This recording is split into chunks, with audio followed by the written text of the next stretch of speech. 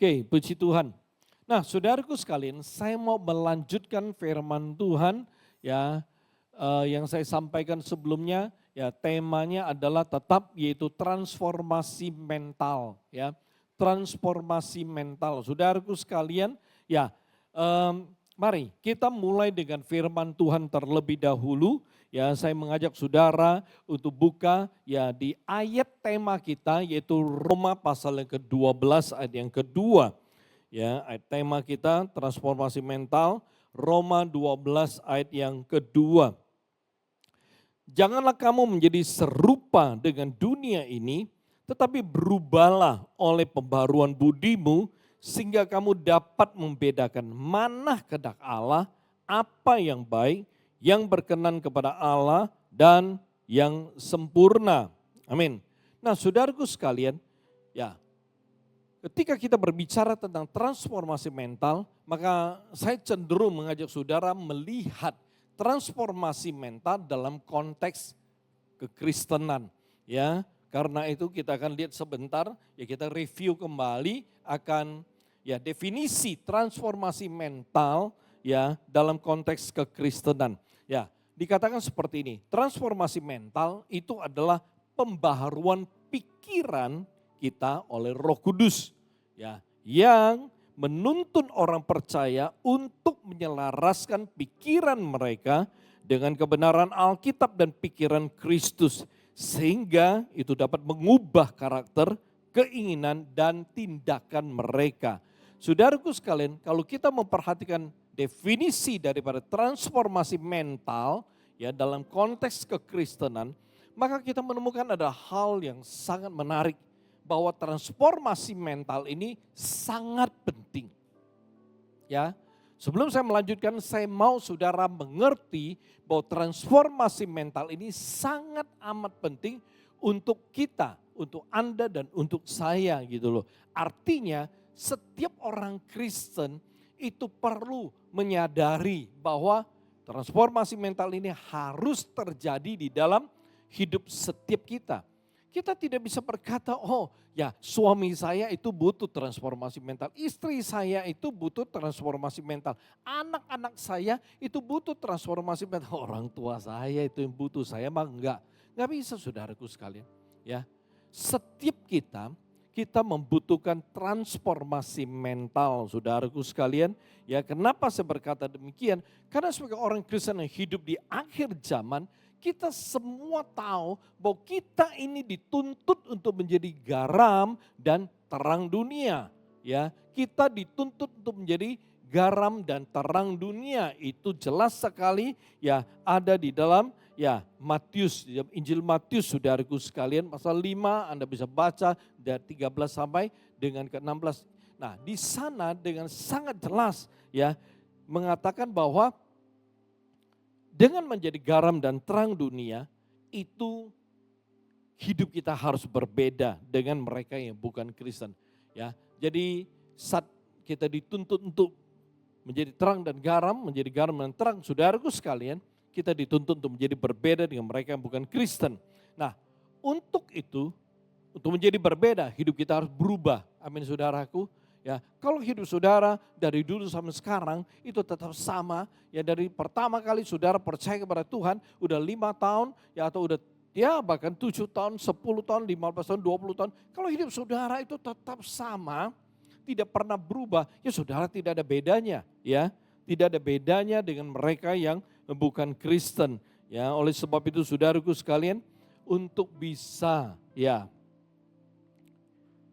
berbeda, hidup kita harus berubah ya dan tidak sama dengan mereka yang belum percaya kepada Tuhan Yesus. Nah, saudaraku sekalian, untuk bisa berubah maka salah satu faktor penting yang harus ada di dalam hidup Anda dan saya dalam kehidupan kita adalah ya transformasi mental, saudaraku sekalian. Ya, saya akan ya mereview sebentar ya. Nah, saudaraku sekalian, dengan kata lain, kalau kita sungguh-sungguh mau bisa mengerti kehendak Allah dalam kehidupan kita, maka kita harus mengerti bahwa hidup saya harus berubah. Nah, saudaraku sekalian perhatikan. transformasi mental harus terjadi ya dalam kehidupan kita. Kita sudah belajar 2 poin ya. Itu poin pertama, kita mesti transform dari mental dunia ke mental sorgawi. Artinya saudaraku sekalian, kita hidup di dunia, kita tidak bisa dipisahkan oleh perkara-perkara duniawi. Tetapi saudaraku sekalian, ya kita harus menyadari dan mengerti bahwa perkara-perkara duniawi ini ya bukanlah hal yang paling penting atau paling utama di dalam kehidupan kita. Oleh sebab itu selama ini kalau kita hidup dengan ya mental, dengan pikiran bahwa perkara-perkara duniawi itu adalah hal yang sangat penting, itu adalah hal yang perlu saya kejar, saya fokus penuh melebihi perkara-perkara rohani, maka kita perlu mentransformasi mental kita.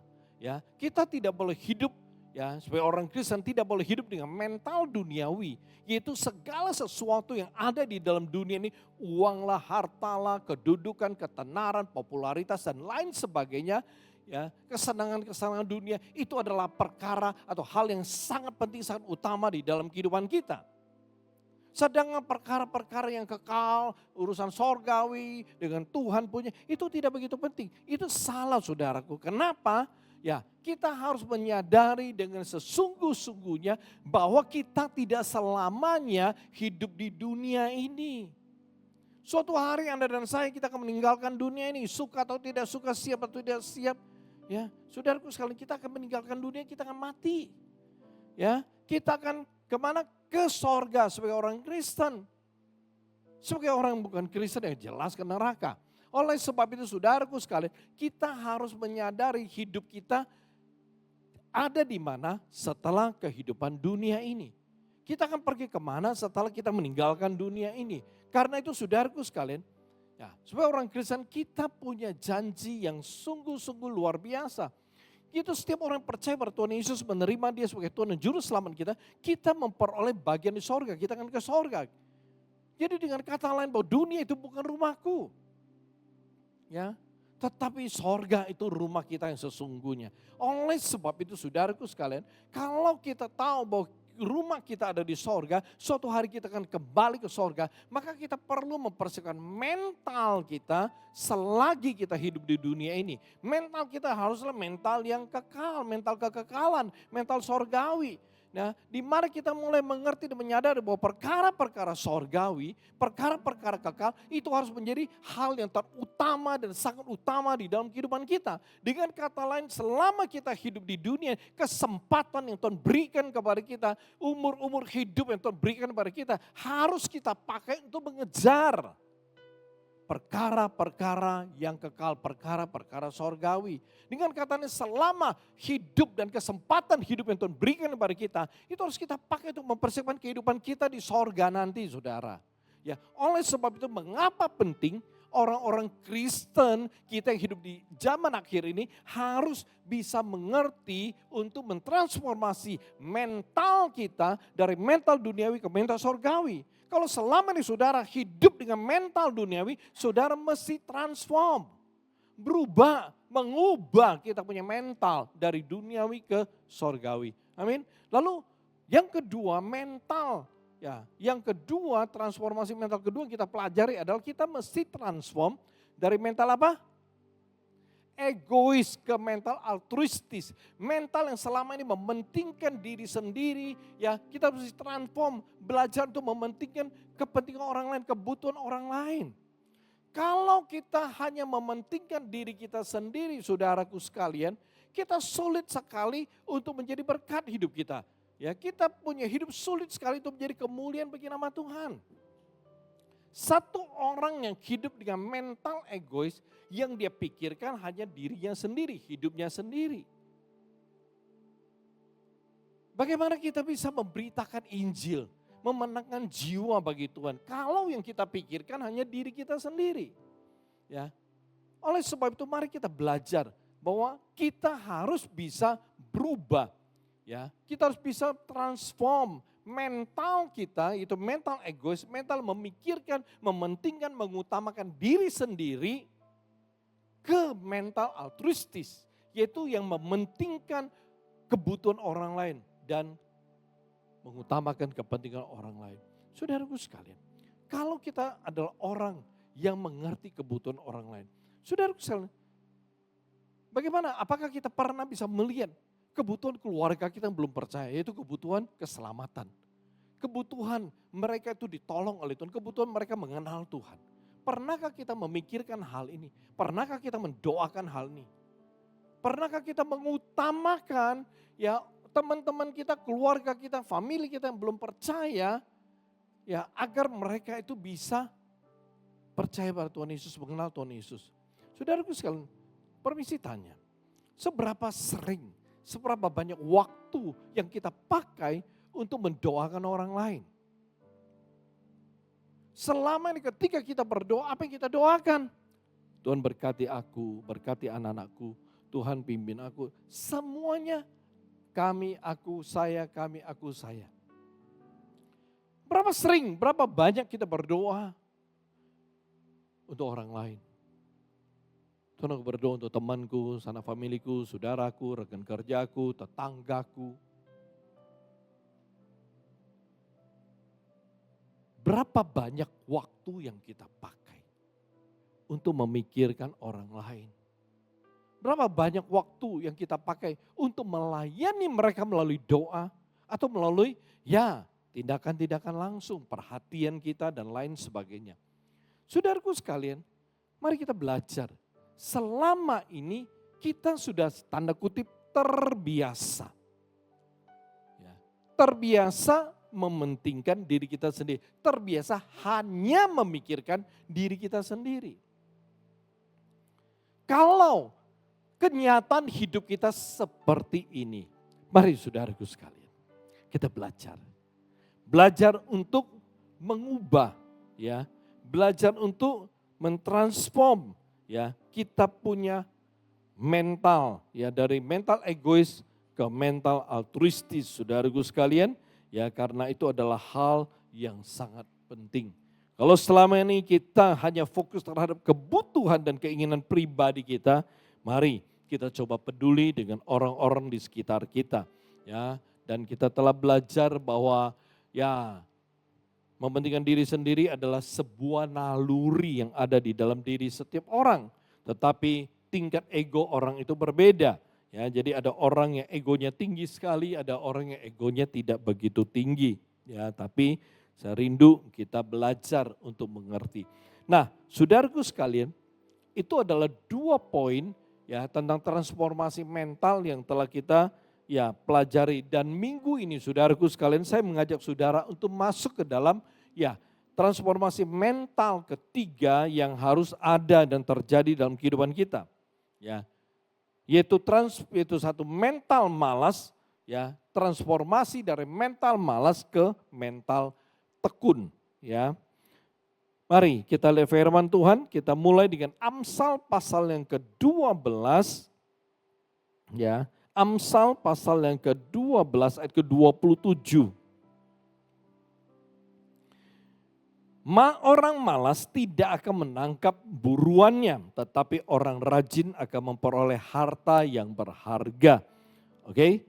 Nah, saudaraku sekalian, ayat yang berbicara tentang malas itu banyak sekali. Berbicara tentang orang malas itu banyak sekali, terutama Anda bisa baca di Amsal nanti. Nah, kita lihat saudaraku sekalian, apa yang dimaksud dengan malas? Ya, definisi sederhana. Ya, malas itu artinya tidak mau melakukan sesuatu atau tidak mau bekerja. Ya, malas itu adalah tidak mau melakukan sesuatu atau tidak mau bekerja.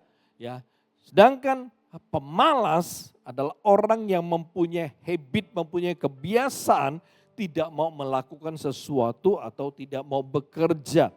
Perhatikan saudaraku sekalian, malas ini adalah sebuah kata sifat atau adjektif saudaraku sekalian, ya. Jadi karena ini adalah sebuah sifat, maka ini adalah sesuatu yang berada di dalam diri dan hidup seseorang.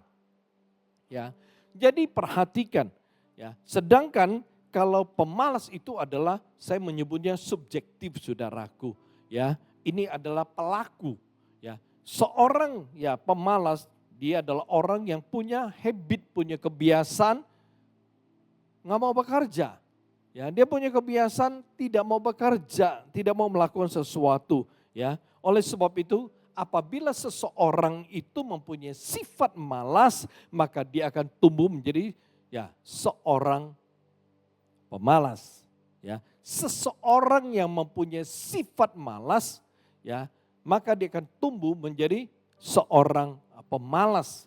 Saudaraku sekalian, mengapa kita perlu mengerti hal ini? Berapa banyak daripada kita yang menyadari bahwa sebenarnya ini malas itu adalah hal yang tidak baik. Saudaraku sekalian, ini adalah perkara yang sangat penting. Kita perlu mentransformasi mental malas ini ke mental tekun. Saudaraku sekalian, ada banyak hal yang sangat menarik. Ada banyak orang tidak pernah merasa bahwa dia adalah orang malas.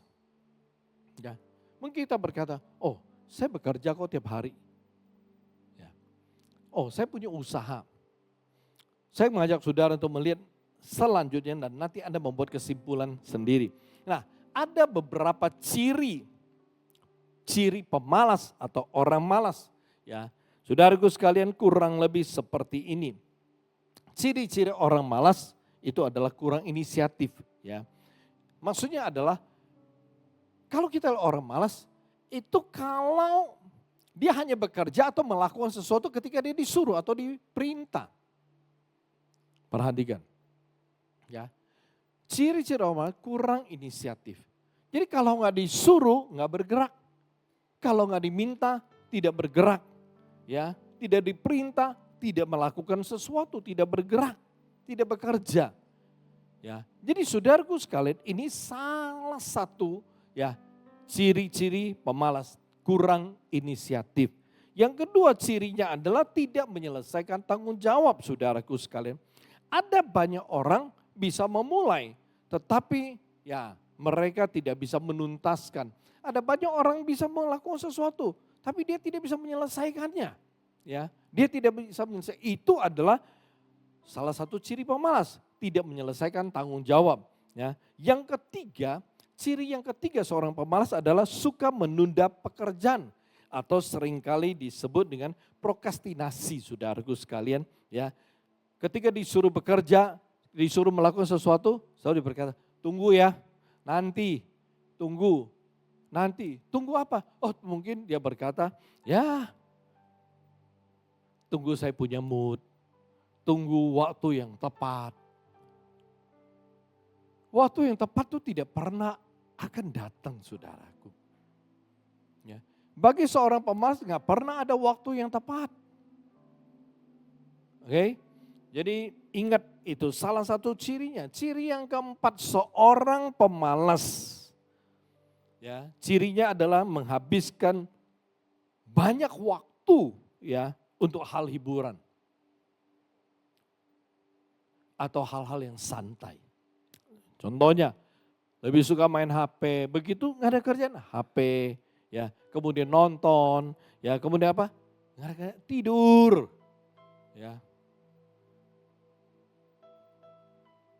Saudaraku sekalian, lebih menyukai menghabiskan banyak waktu untuk hal-hal berhubungan dengan hiburan dan santai dibandingkan bekerja atau belajar.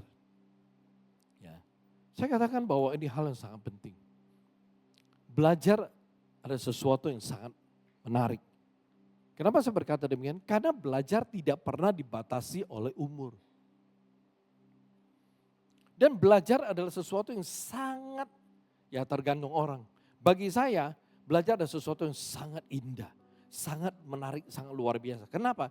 Karena kita memperoleh sesuatu, kita memperoleh pengetahuan. Sampai hari ini saya masih tetap belajar, saudara. Saya belajar secara otodidak, saya belajar dari internet, saya belajar apa yang saya ingin pelajari, saya cari sumbernya, saya cari bukunya. Dan sekarang kita mudah sekali kita bisa mencari sesuatu, kita bisa belajar membaca banyak buku e-book melalui internet.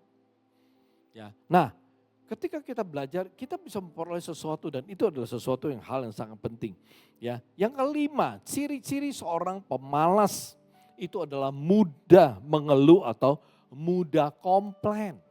Ya, orang yang malas, seorang pemalas, mereka kan merasa bahwa semua hal yang dikerjakan itu susah, itu sulit atau aduh berat sekali. Itu ciri-ciri seorang pemalas.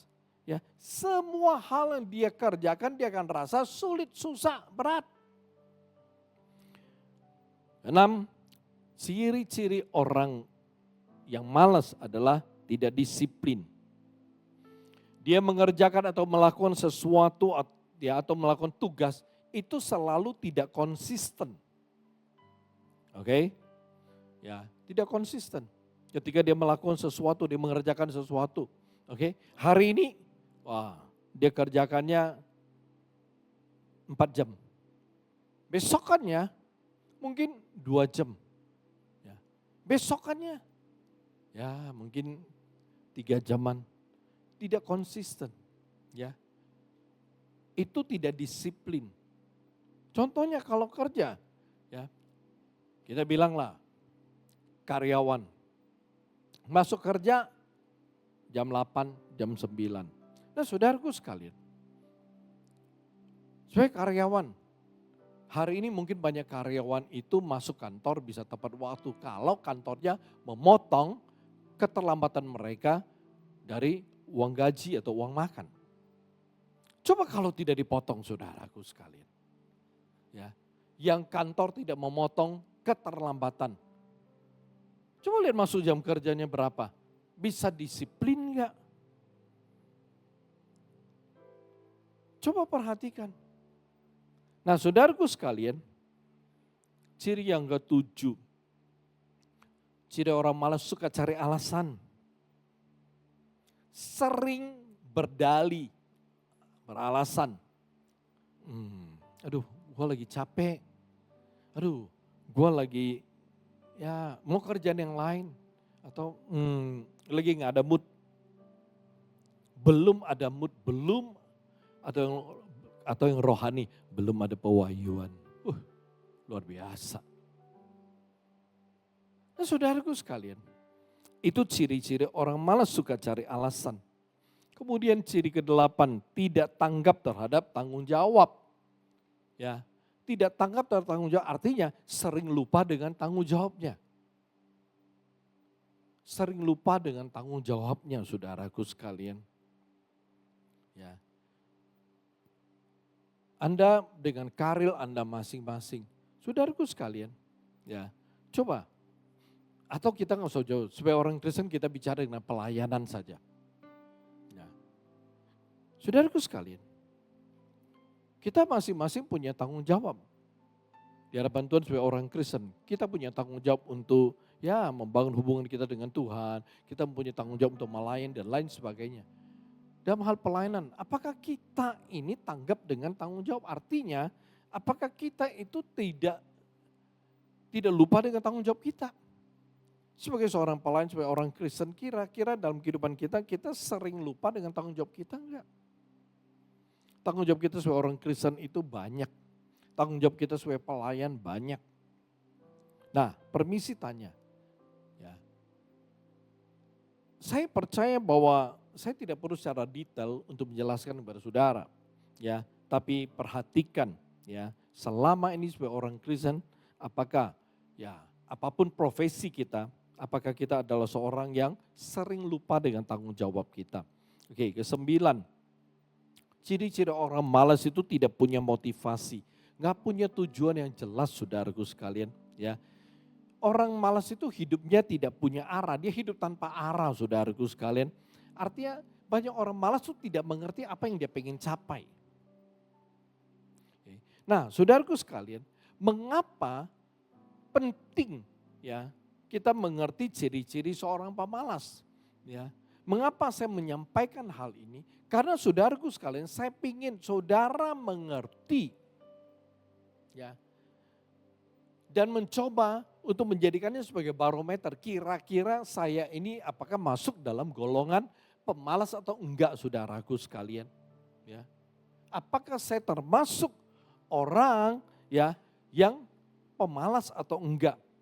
Karena ketika kita mengerti kalau memang saya termasuk golongan pemalas atau orang malas, maka artinya saudara perlu transformasi. Saudara perlu bertransformasi mental saudara yang malas ke tekun. Saudaraku sekalian, ada seorang ya filsuf dan seorang teolog ya.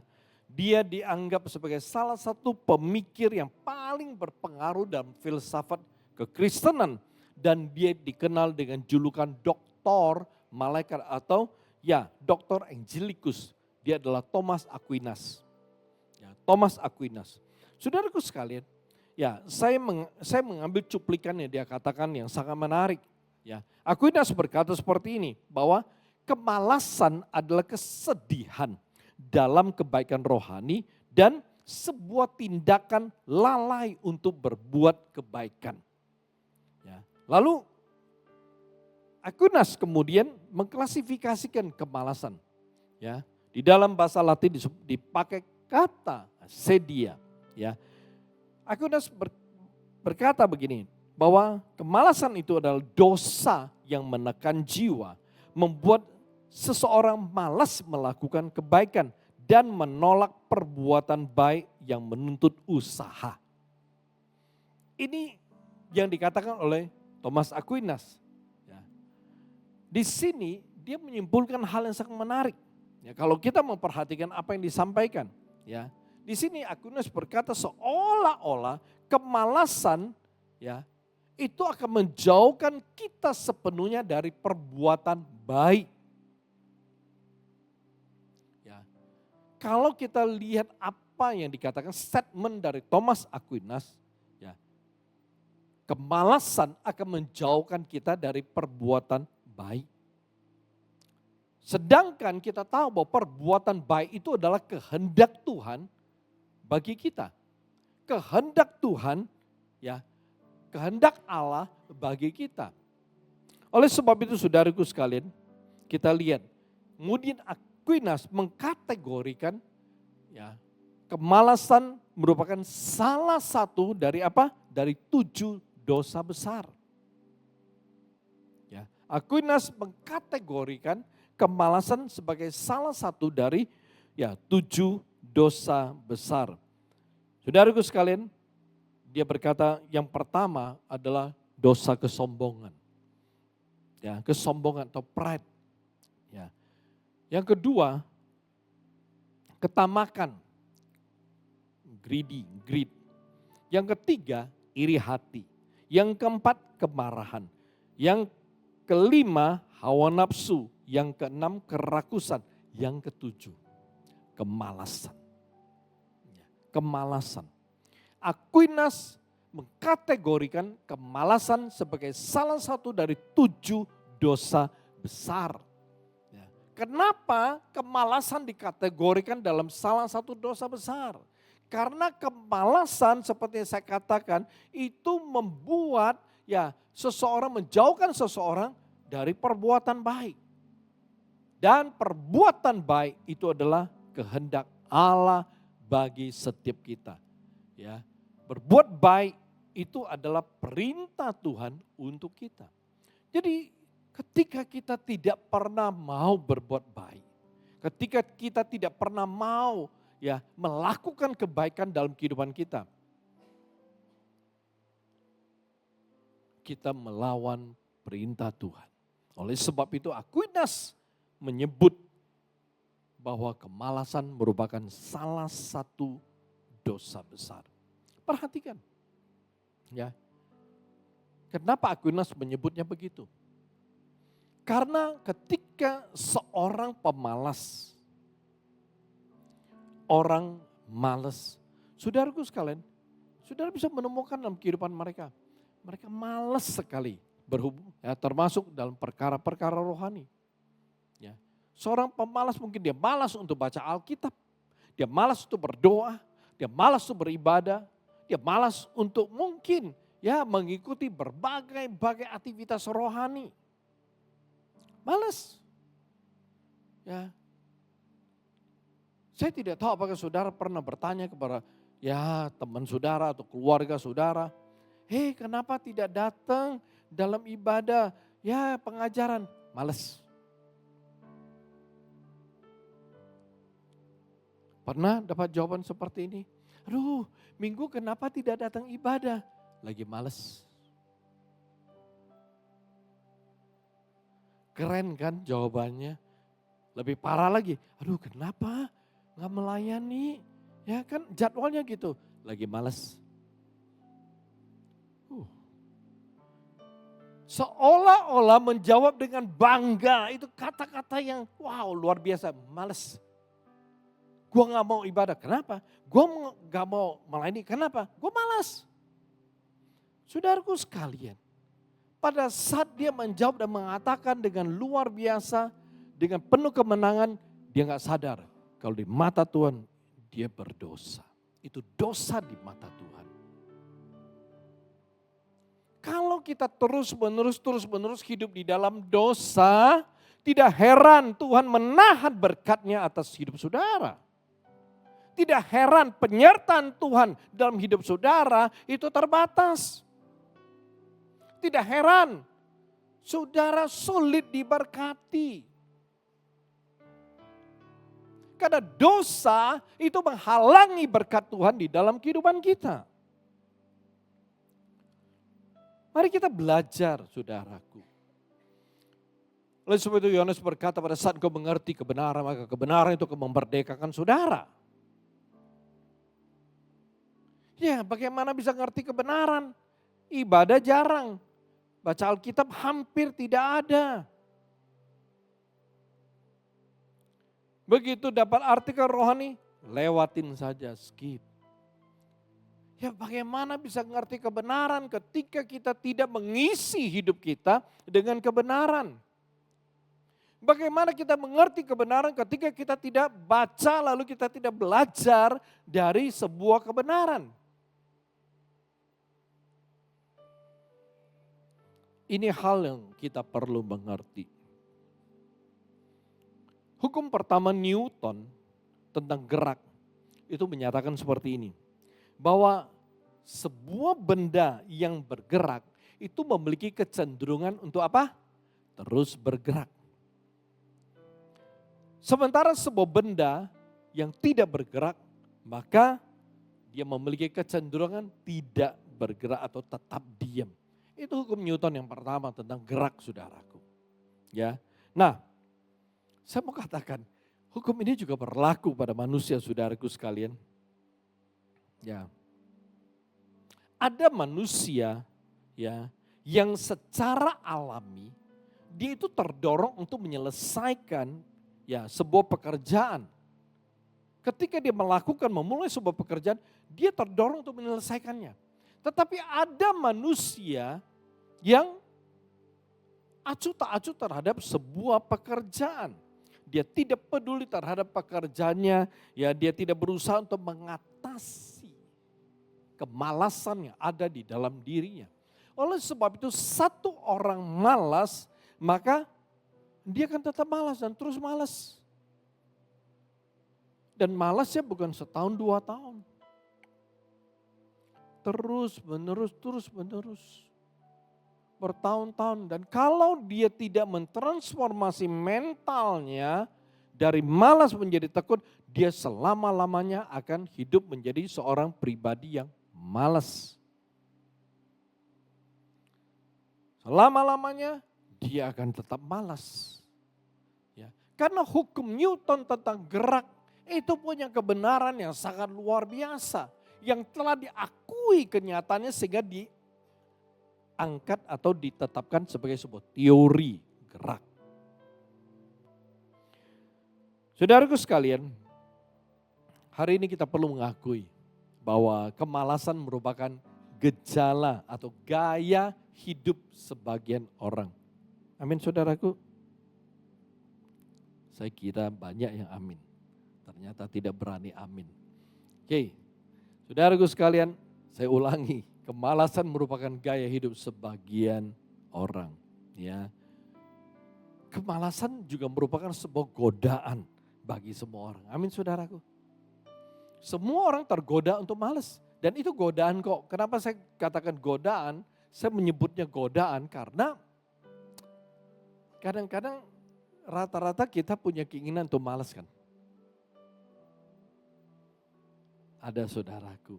Ya, jadi nggak heran hari ini kalau ada orang Kristen yang malas beribadah, malas bersekutu sama Tuhan, ya malas melayani, malas membaca Alkitab, malas berdoa dan lain sebagainya.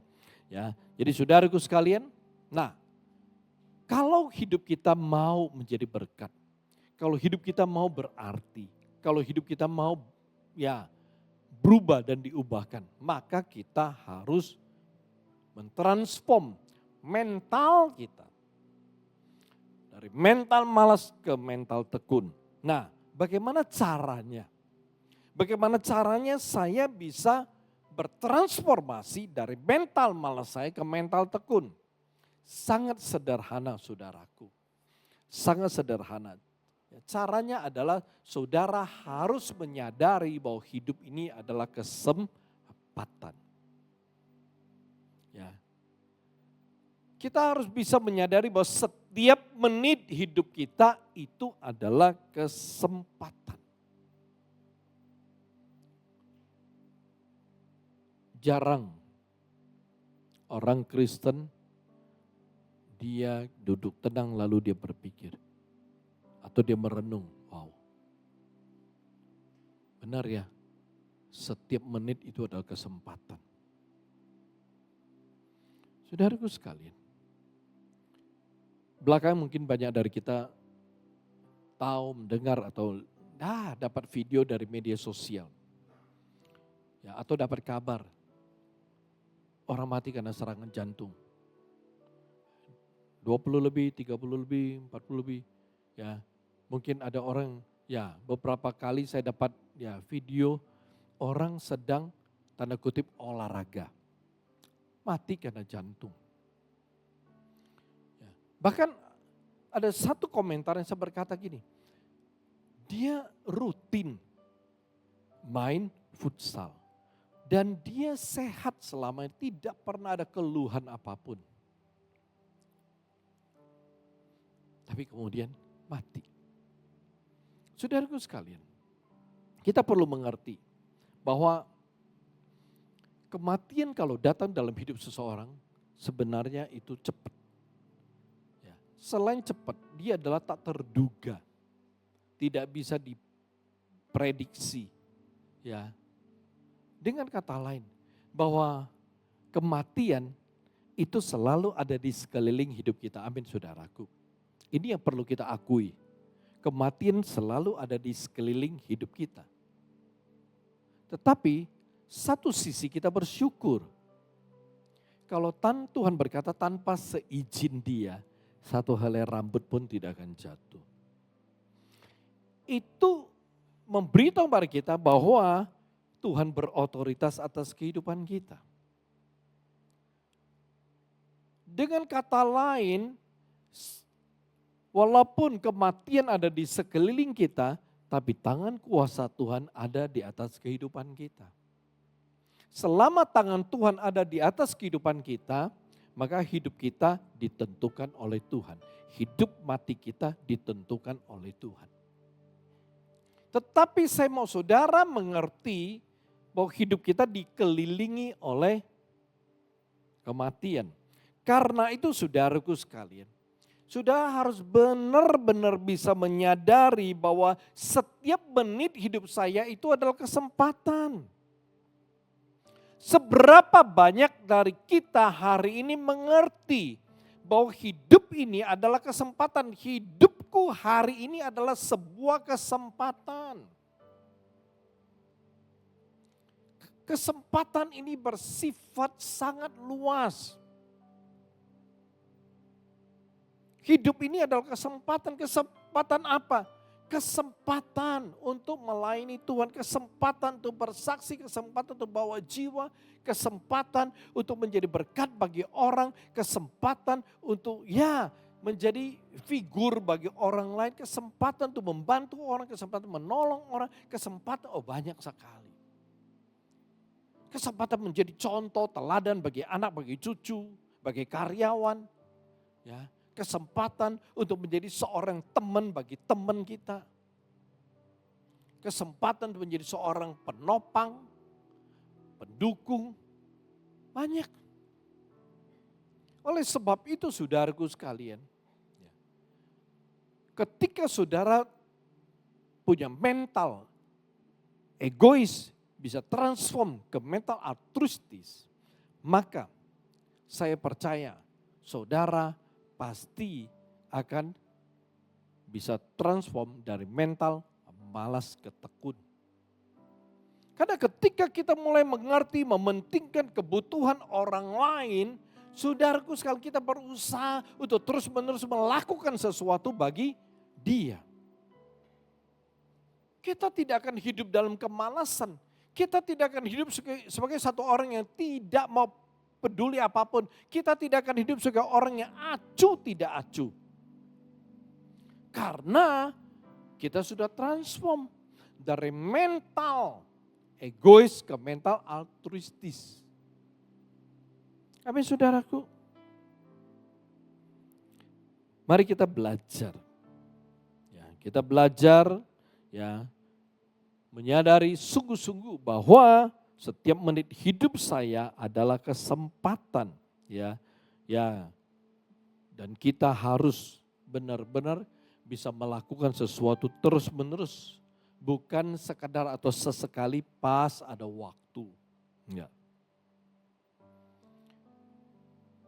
Ketika kita sudah transform dari mental malas ke mental tekun, kalau kita mau transform, ya, kalau kita mau masuk dalam transformasi tersebut, saudara harus selalu berusaha untuk menciptakan kesempatan di dalam kehidupan saudara. Menciptakan kesempatan untuk melakukan sesuatu kepada Tuhan dan kepada orang-orang yang ada di sekitar kehidupan saudara. Menarik. Hari ini mari saya rindu saudara untuk mengerti bahwa kita harus mempergunakan waktu kita dengan baik. Kita harus berusaha untuk membuang kemalasan di dalam kehidupan kita. Ya, pakai waktu dengan baik.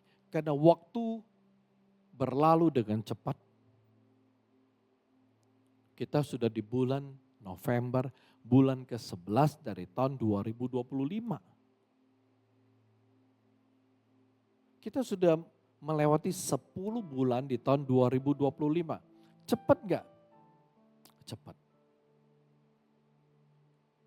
Coba bayangkan. Januari tahun baru. Begitu masuk di tahun 2025, tahun yang baru, saudara punya banyak sekali keinginan, target. Saudara punya banyak program, banyak sekali ide, banyak hal-hal yang saudara mau lakukan di sepanjang tahun ini. 10 bulan saudara sudah lalui. Gimana pencapaian saudara? Oh, nanti bulan 12 aku baru review.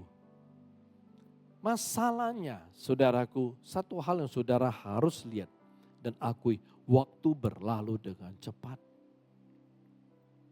Oleh sebab itu kalau hari ini kita tidak belajar memakai dan memperhatikan waktu kita dengan baik, maka ketika waktu itu berlalu, hidup saudara tetap akan sama. Tahun berlalu, tahun demi tahun berlalu, ya hidup saudara tetap begitu. Kalau saudara tidak mau transform, mental malas ke mental tekun. Saudaraku sekalian, bagaimana kita bisa berhasil transform? Ya, selain kita harus menciptakan kesempatan ya terus-menerus untuk melakukan sesuatu kepada Tuhan dan orang lain, ya saudara harus menanamkan keinginan untuk melakukan lebih banyak dan lebih sering ya perkara-perkara yang berhubungan dengan kehidupan kita bersama. Baik dengan Tuhan maupun dengan ya orang-orang yang ada di sekitar kita. Ya, karena dengan demikian Ketekunan itu akan tumbuh dalam hidup kita dan kita bisa tetap giat melakukan pekerjaan Tuhan dalam kehidupan kita. Kita bisa tetap giat melakukan aktivitas dalam kehidupan kita. Kita bisa giat menjadi seorang yang bisa berarti bernilai bagi orang-orang sekitar kita termasuk keluarga kita. Saya tutup dengan satu ayat. Galatia pasal 6 ayat 9 sampai 10. Ya, kitab Galatia 6, 9 sampai 10. Janganlah kita jemu-jemu berbuat baik. Karena apabila sudah datang waktunya, kita akan menuai. Jika kita tidak menjadi lemah, karena itu selama masih ada kesempatan bagi kita, marilah kita berbuat baik kepada semua orang, tetapi terutama kepada kawan-kawan kita seiman. Oke. Ayat ini di dalamnya mengandung atau tersirat hal ketekunan. Ya, hal ketekunan. Jadi kalau saudara baca baik-baik, ya ayat ini bisa mengingatkan kita ya untuk menjadi seorang pribadi yang tekun, seseorang yang memiliki mental tekun. Amin saudaraku. Mari kita tundukkan kepala.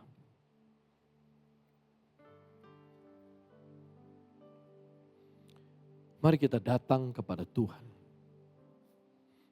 Saudaraku sekalian, coba saudara renungkan hari ini. Kehidupan saudara. Hari ini apakah saya hidup dengan mental malas atau mental tekun?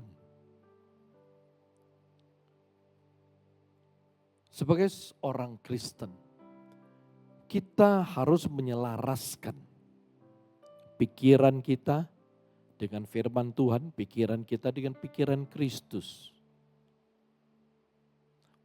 Itu proses transformasi mental sebagai orang Kristen.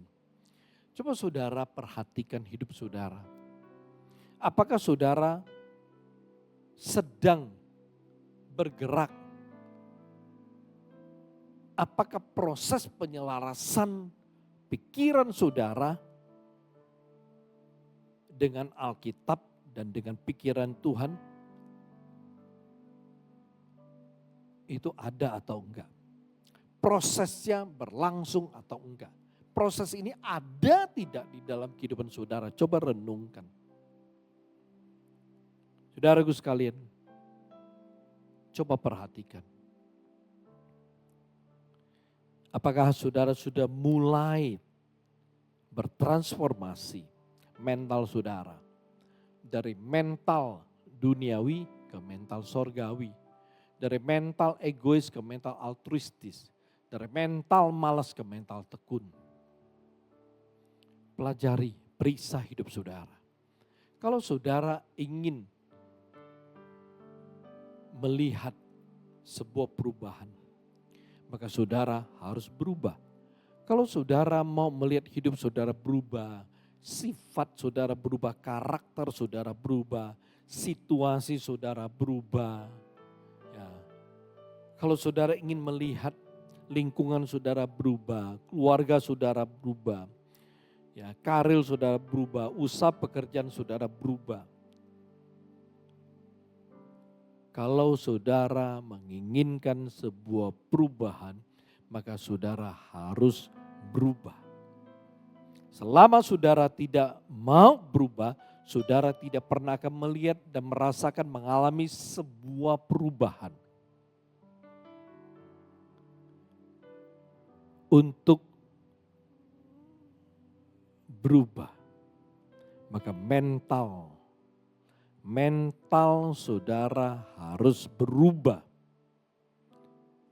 Mental saudara harus bisa bertransformasi. Renungkan.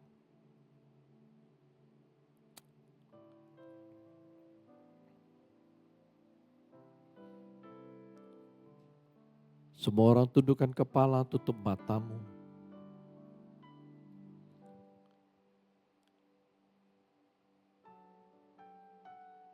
Bagi saudara yang rindu untuk bisa transformasi, penuh. Kalau saudara rindu untuk bisa bertransformasi dari mental malas ke mental tekun, taruh kedua tanganmu di dada, saya mau berdoa bagi saudara.